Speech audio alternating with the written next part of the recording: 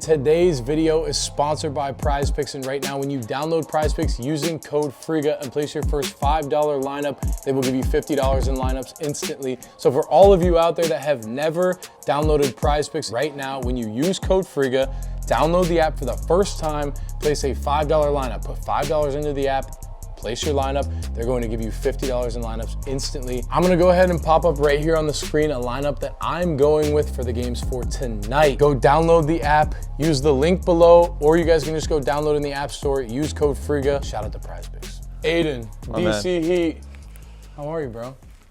It's great to be in Friga facility. This is beautiful, full circle moment, you know. This guy DMs me when he had no motion, said, DC Heat, can I please come do a video with you? I was like, all right, sure. He drove, this is how I knew he was gonna make it. This man had practice, leaves practice, drives up with his two homies, by the way, that are ride or dies when he had under 10K subs, around 10K probably. He came all the way after practice, came to my game, filmed my game, we played one-on-one. Y'all didn't sleep. Drove from Ohio to DC for that, then drove right back to Ohio. He had practice the next morning. It was a game. He had a game the next morning. Yeah. And that's why this motherfucker's got a facility when he's 27 right there, gentlemen. Bro, thank you. I appreciate that. I have always looked up to the way that you've portrayed YouTube and the way that you do things. Like I told you, like every time you post stuff, I always comment on it. I love the way that you guys do your videos. I love the way that you dissect a YouTube video. And honestly, bro, like you are a true pioneer of this space. You are one of the first people that was posting anything basketball related online on YouTube specifically. Like, do you all remember the nerd goes to the hood videos? And I mean, one of them has like 50 million views, right? Like to this day. And I just want to give you your flowers and thank you for being somebody of starting something, you know, like this, because like without people like you, you know, we wouldn't even have a space or a place to post basketball content, you know. Obviously, it takes a lot of work to do it, and it takes a team, and it takes a lot of hard work to actually produce the videos, but you always gotta be able to like look back and give flowers to people that were part of starting a space. So I appreciate it, brother. Yeah, of course. How long have you been on YouTube now? Now it's 12 years. 12? And I just turned 25 3 days ago, yeah. Oh my goodness, so since I was 13, yeah. Yeah, 2014. That's crazy. Literally half your life. Never had a job. Literally always done YouTube. Very, very grateful. I feel like if you look at your channel, like if I look from the beginning of DC Heat until now, right? Obviously, just like anybody, like you post videos, you start to learn about videos, you start to understand, you start to just flood videos out there, whatever. And then you start to understand how to create viral videos. You start to learn titles. You start to understand thumbnails, like that type of stuff. Where do you think you started to understand the game more and more? YouTube. It's a great question. So one thing we want to talk about, obviously, in this podcast is where I'm taking the channel moving forward. Up until this point, for the last 5 years, the last chapter of the channel, I think there's real 5 chapters of my channel in the last 12 years, was all about the Mr. Beast of basketball, making the greatest basketball content in the world, the viral, mass market, entertaining, street ball basketball videos. And yeah, I think there's 5 main chapters I've had to my channel. It was the OG days. I started the channel because I love sneakers. I love basketball. You've went and done your research on the history of the space. I've seen you react to the kick. See, when he came into the space, he went and did his research. He did his due diligence. He went and reacted to the, you're like, what is all this they talk about? Kick Genius back in like 2020 doing those reaction videos. So I started in that era. And then it was all sneakers and basketball. You know, I was a kid at the height of the sneaker game, you know, the performance tests, all that. And then I just had a crew of awesome, hilarious guys I was doing videos with. A million people would tune in to me and my buddies playing 3-on-3 in the backyard. You know, that was a different time because we're, like you said, we're the only ones doing it at that time. It was so relatable. We had a funny crew, and that's all we needed. And then from there, I actually got this course, one of the first ever like virality YouTube courses out there called Jumpstart Academy, from these guys that made these like pranks and pickup videos where they'd go and pick up girls. But they were like entrepreneurs as well, and they really like dissected YouTube and knew how to go viral on YouTube, and they had all these different techniques for virality. It was a really, really well-made course. There's a lot of different things they talked about. So I'll talk about two of the techniques that helped me make that nerd video. One of them was, well, first of all, your brain is looking for novelty. If you see something new and unique, and it's instantly going to turn on and light up. So always trying to be original. But secondly, if you do two polar opposites, that's something that grabs people's attention. So nerd in the hood, right? Or like Muggsy Bogues and Bol Bol, or like, full team of LeBron James versus randoms. Or they said, look, do some research into your, if it's your niche on YouTube or Instagram or whatever content you make, do it there, but also look into, and this was in a different time in 2016, they're like, do research into just like comic books, TV, movies that have been successful. So, there's the Uncle Drew at the time before I did that, and then there was White Man Can't Jump. So kind of mixing those two, I made Nerd in the Hood. And then continue with YouTube from there. That was like the second chapter, I'd say, like the come up. After then, I was a dumbass kid. Even though I was 15 and I'd made it, I just was a dumbass kid for like 5 years. So, battling with the anxiety and depression and being a dumbass and, everything that comes with growing up. And then quit YouTube. Mm-hmm. Yeah, that's all I'll say. That's all I'll say. I was going to elaborate on the dumb period, but let's probably just keep it there. But quit YouTube for about 1.5 years, 2 years, and then came back. And this is when we met. So this was the senior season. This was a very interesting period of YouTube. Yeah. So you've seen, I think, senior season was the first video, episode 1. That's what you told me when we had linked up. Just like, guys, I'm coming back. I'm done being a dumbass kid. I'm grinding. I'm taking YouTube to the next level. I knew I was going into my senior year. When I was graduating school, I was like, I'm not going to college. I'm not getting a 9-to-5 job. This is retarded. I'm going to make some money some other way. I had 700, 800,000 subscribers at the time. Mm-hmm. Let me try to revive my channel.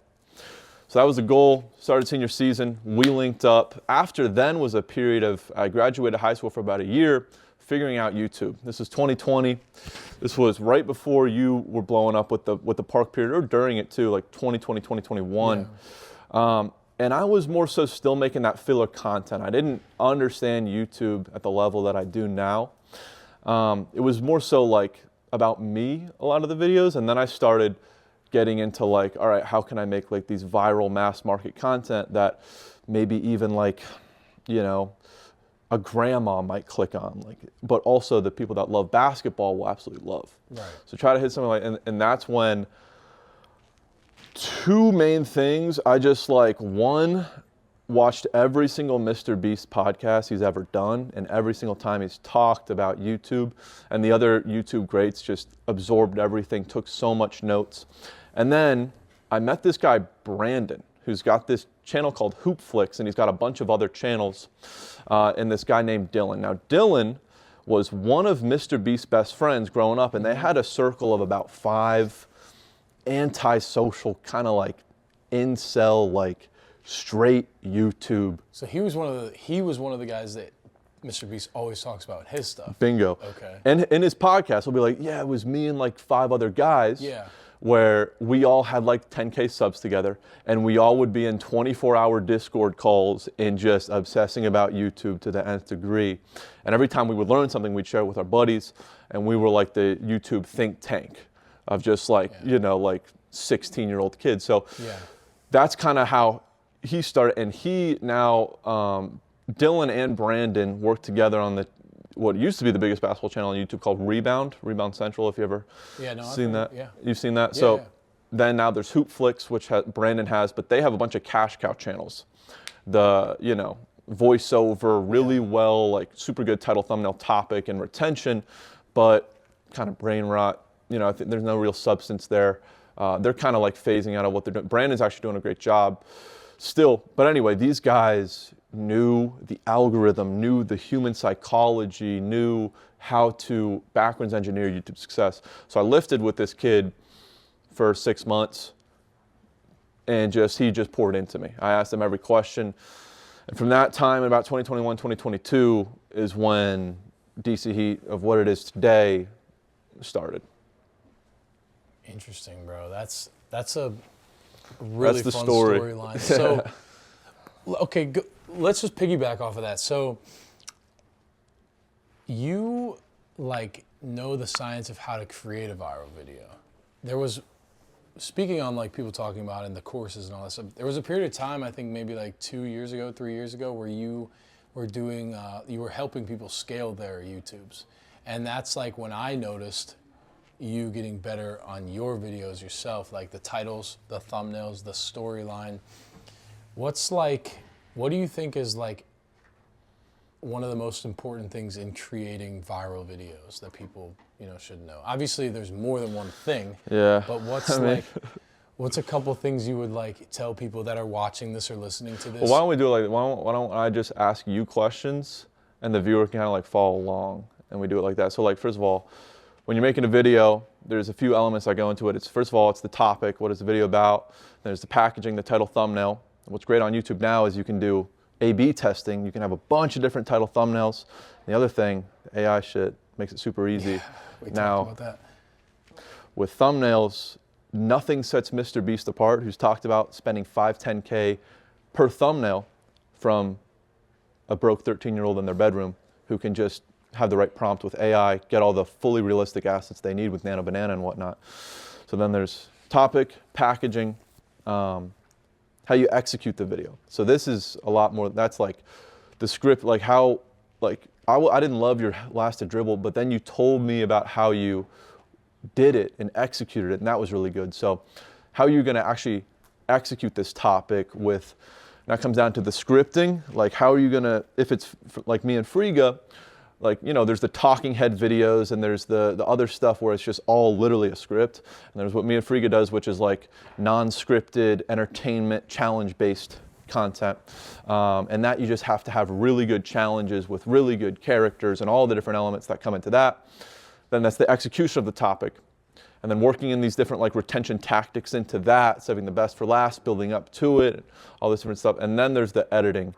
Making sure the editing is at a really high level, the pacing and the stuff like that. But my question to like the viewers starting off that want to learn from this, and to you as well, what do you think is the number one most important? If you nail this, that's the biggest indicator if your video is going to go viral or not, of the topic, packaging, or execution and retention of the video. Like which one? Yeah, which one's the most important?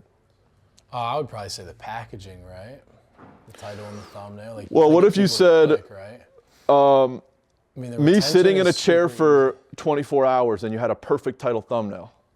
It's still going to be an ass video. Right, no one's going to click on that. Your retention, in terms of going viral, it's probably like how many or how long people are watching the video, right? Your retention. But in order for them to watch it, they got to click on it. Yeah. So that's the CTR. And then what with CTR is the most important? It's not the packaging, it's the topic. Because you could do an amazing title thumbnail, you sitting there, but you could do what's the answer? Yeah, so you could do a shit title thumbnail of an amazing topic. Nerd plays basketball in the hood. Let's say it was just like me with, thumbs up as a nerd or something like that. That would still probably have done all right just because of the title, right? So that's the most important piece. Focus on that, and then just try to like, if you're starting out on YouTube specifically right now, you just have so many tools at your fingertips. Like I said, one of the biggest things holding people, like if you just spend like what Mr. Beast talks about in all his podcasts is he spends way more time coming up with really good ideas than anyone else. Then he spends way more time on the thumbnail than everything else.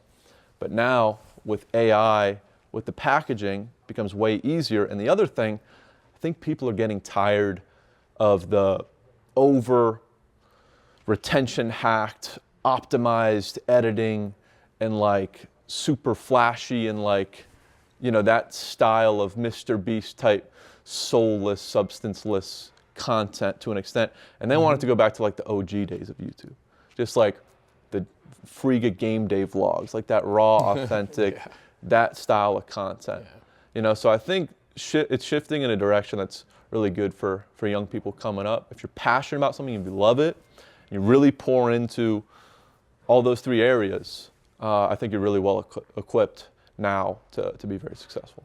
Yeah, no, I think you hit it spot on, especially with the niche, right? You know, a lot of people will ask me like, what's the biggest tip you would give to me in growing in social media? I always say like, it's really important to differentiate yourself from the crowd.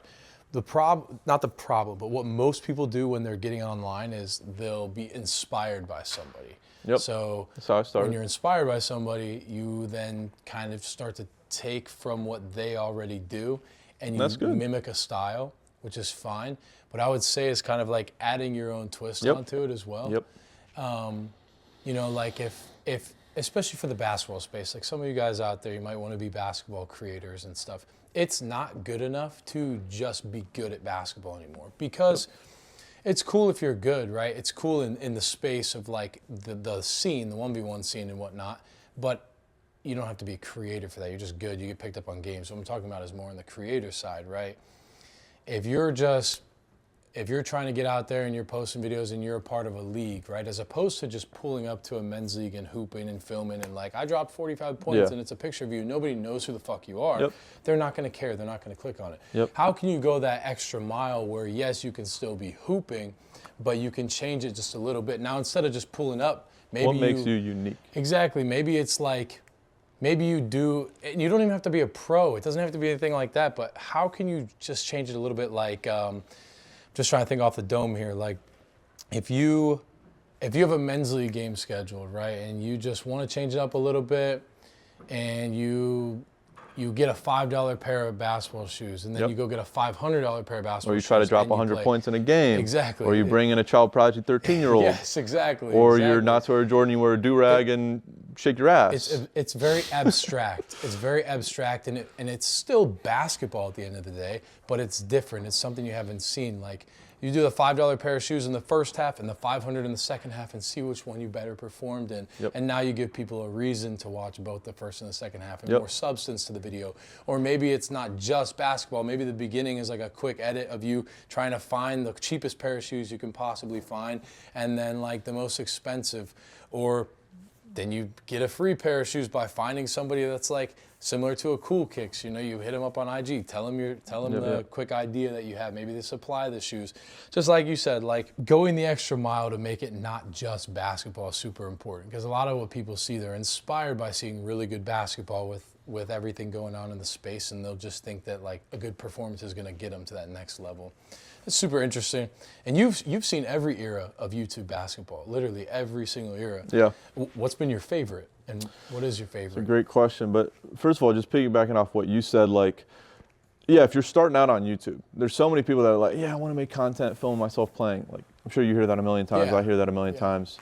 Yeah, what's going to be the unique thing of why the consumer cares about you rather than why you want to do YouTube? Because they don't care why you want to do, they don't even know who you are. So obviously, what makes you unique? There's so many different people that have a unique twist on it. Like we said, what you do, you know, just learning the keys to virality, and you can, it's not that hard to, you know, equip yourself to a degree, especially with what you can learn with AI, all that. And then another, it's like when people think, I want to become a YouTuber, they're thinking about, okay, now I need to go make videos. But a lot of it is, no, you need to go on a walk and you need to start thinking. Or you need to sit down in a fucking chair and close the door with a notepad, start thinking. Or you need to go watch a bunch of podcasts like we're saying. Or you need to invest in yourself, buy a course. You don't need the gear. You don't need to just find and start shooting instantly. You got to figure out, all right, what's going to set me apart? You have to game plan. Right. You got to be willing to spend a ton of time. You got, if you want to be in the YouTube space, you got to be willing to like sacrifice years. You know what I mean? It's funny you brought up the ideas thing. Some of the best advice I ever heard is write down 50 ideas, like 50 really good ideas. Then narrow down to the top 10, and then do the best one. Yep. And then start all over again. You know. Works the muscle. Yeah. Well, let's talk about this. You know, we've talked about a lot of like growing online, being in the space for a while. What's next for you, DC Heat? Like, what do you have planned? You know, like I'm always intrigued in what you have going on. Like you said, you've had like 5 chapters. Yeah. What's your next chapter? You know? Well, guys, I'm excited to announce I'm partnering. Yeah, so for me, yeah, I mean, you gotta make sure you drop this after my announcement video. Okay. But yeah, man, it's been 12 years, been a long ride, and just shout out to everyone that has tuned in along the way. It's amazing. And couldn't be more grateful to, you know, I'll say this one thing just to kind of like, I don't know, it's just crazy. It's kind of random, but after I made my first video, I was in my bedroom, I was 13 years old. I set up my iPhone, I filmed a vertical video on YouTube. And it took me, and it was an intro video of me saying, hey guys, it's Aiden, and I'm gonna do sneakers and performance tests, and maybe I have some friends over. And literally, it took me 45 minutes to film this 2-minute video because I was like, oh, I said it gay, or like, Anyway, I finished recording that, and then I get up and I turn the camera off, and it was just like a fully God moment where I just felt like, whoa, like I've never had a feeling like this in my life, but I just felt like this is it. Even though it wasn't like a magical thing, like I said, it was awkward. I didn't feel like myself filming. It took too long, but like, just felt like this is what I was meant to do. Like genuinely like out of body type feeling. I was like, whoa, what the fuck was that? I don't know, just that was crazy, and I never forgot that. And I would think back to that when I was struggling with YouTube in the early days. But anyway, yeah, I'm grateful for the journey, grateful to have met you, like I tell you, and just meet the people and have the support along the way. And yeah, up until this point, really, like I said, in that 5th chapter of getting into YouTube, the reason for it, like when I started my channel, was because I loved sneakers. I loved basketball. And then I started to love YouTube and the game of YouTube, and I loved what I was making the content on. Yeah. And it all worked out. But in the past couple years, my passion, my love, honestly, has been going down and down and down and down. And that's because I've been changing as a person. And honestly, you know, I just got to give glory to God, because about 1.5 years ago, I figured out what life is all about, you know. Like I truly met God. I learned within me, not saying for everyone else, but I knew this was the truth, not my truth, but I know this is the truth about Jesus is our Lord and Savior, and like what the Bible speaks about. And, you know, I've experienced these moments in my life, Frigo, where it's just like, I can tell you, it doesn't matter if I'm homeless under a bridge, I will be completely content, because I know if I'm striving for truth, because I have a God that created me and is taking care of me, even if I am homeless under a bridge, and loves me, and I don't deserve that at all. I really don't. Mm-hmm. But he just did that because he loves me. And that's what's made me shift what I care about in life. I'm not focused on, oh, I need to make money because I'm graduating high school and I need to support myself. I know that's going to come. And I know what the most important thing for me to do is point people to that, because that's what it's about. You know what I mean? So, yeah, I'm not starting a church or whatever, but I was actually going to ask you about your faith next. I'm glad you got straight into it.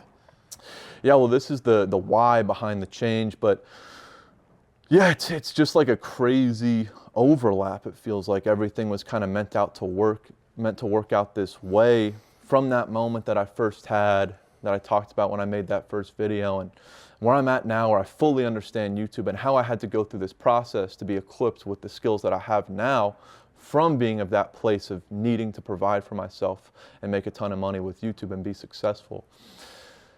And you think to how basketball was created. You know how basketball was created by James Naismith? Oh, it was Faith. The It was YMCA, Faith, the right? Young, That's right, yeah. Young Men's Christian Academy or agent, whatever It was to organization. bring people closer to God. It's a tool for evangelism and discipleship.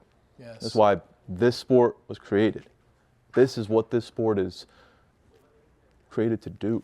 When I think back to what was the most pivotal thing for me in my life before my faith, it was the development that I made as a man in basketball. I grew up, if you see the old videos, in a $10 million home with soft parents that loved me and are accepting and were present, but weren't strict. And I basically faced zero adversity in my entire life. And that's a big part of why I had that fall, I think. It's because I didn't have character that was built through struggle. You see what I'm saying? Mm-hmm. And one of the biggest things that actually did instill the little dog that I do have in me, I think, was when my dad would take me to Southeast DC where there was good basketball, when I was one of the best players in the suburbs, killing all the little other kids. Would take me to get dunked on by these kids in the hood. And there was a coach there named Wes Brody that would yell at me and say, "You soft little gay little white kid." He's got 4 teeth and just spitting at me and yelling at me. But he loved me more than anything. And the group of guys that I had with me, I connected with better than I connected with any guys that I did at my private school and whatnot. And that was the piece of development, facing that adversity. And I see what this sport can be. So we're going to be creating a professional level basketball program, starting with 50 kids, 7th through 9th graders. It's just kind of a perfect storm of everything I just touched on from a personal standpoint, but also just from a standpoint of, do you know how many players are getting paid 6 or 7 figures a year? College players. Sucks that didn't happen. You almost got kicked out of school for making videos. I like to feel like I was maybe a part of a reason, like why they changed it. Like, okay, these college kids can grow an audience and have a voice, for a brand and their own platform. But how many? Guess how many D1 college basketball players are getting paid over 6 or 7 figures a year, per season? I'd say 50% of them. 40, 50% of them? It's 1,000 players total. I don't know the percentage. So yeah, I wonder. Over 1,000. I mean, that's a lot. So, bigger market for basketball development that there's ever been, bigger demand, and the supply for it overall is not good. From the people I've spoken to, it's just done improperly. Where there's cheese, there's going to be rats. There's the people with the bad morals. There's everyone knows the story of the 17-year-old kid who drove to the game, put out his cigarette, walked into his, U15 game, and he's dunking on kids. Yeah. Overall, there's just not a big focus on development and what we're trying to create.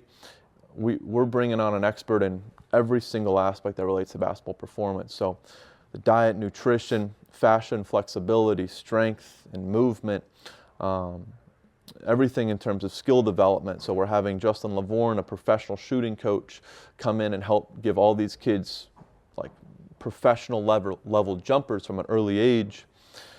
Very good skills coach, guy that worked at the Wizards for 4 years on the coaching staff, Brian O'Ringer, is going to be our 9th grade head coach and program-wide basketball IQ coach. Sip Drake Davis, amazing Instagram influencer, is going to be running everything in terms of our mental performance side. Yeah. That's a huge part of it. There's so many kids that have all the habits, they hit all, they do everything right, and they step out in front of a packed crowd and they crumble. So this is what's coming next for this is the focus. It's building this business, and we're going to be creating a Netflix-style documentary series on the show, on the process of these kids telling their story, and we're pushing them as hard as we can to become great. And then tying back to why I got into this, we're going to integrate discipleship and evangelism into what we do. I don't necessarily even know how yet, but I know the Holy Spirit is our expert in that department. Say you don't need to know, right? If that's your focus, then it'll happen as it's supposed to, and in the right way too. And you're making that the focal point. So I feel like that's really all that matters, you know? It's really cool. I'm excited. I'm excited to see the next step. I feel like it's going to be really cool. You're going to be successful in anything you do. Like I can tell by the person that you are, you're going to be a great dad. You're going to be great in running this next business. Like any chapter of your life, you're going to be great at. And I'm grateful to have met you through the game. I just want to say thank you. You know, you were probably the first person that had somewhat of a following that I reached out to when I was growing, that gave me a chance at something outside of what I was doing, and it did well, and it showed me that I don't have to be just this D3 guy. Like I can go and do other things, and as long as I put creative effort towards it, then it can be successful. So it's a big thank you to you. You know, I'm glad that we had you here on the podcast. You know, depending on when it came out. Am I popping the podcast cherry? Huh? Am I popping the podcast? Yeah, you popped the podcast cherry for sure. You were the first podcast guest. Now, this might not be the first episode based off of your when you're promoting. Obviously, this is help promote that as well. So hopefully everything's dropped by then, and we can put it in the description for you guys. This is what this space is for. This is what God let us meet for, and Amen. It was part of the plan for us to be able to do stuff like this too. So, big shout out to you. I'm grateful. I appreciate you. Appreciate your time. And also, we did this before the big stream, the opening night. So they already know how you did. So, we'll see. Peas and Chalmers, right there. Right there you go. That's perfect timing. Shout out Beasley, anything baby. Else? Shout out Beasley. I'm a DC kid.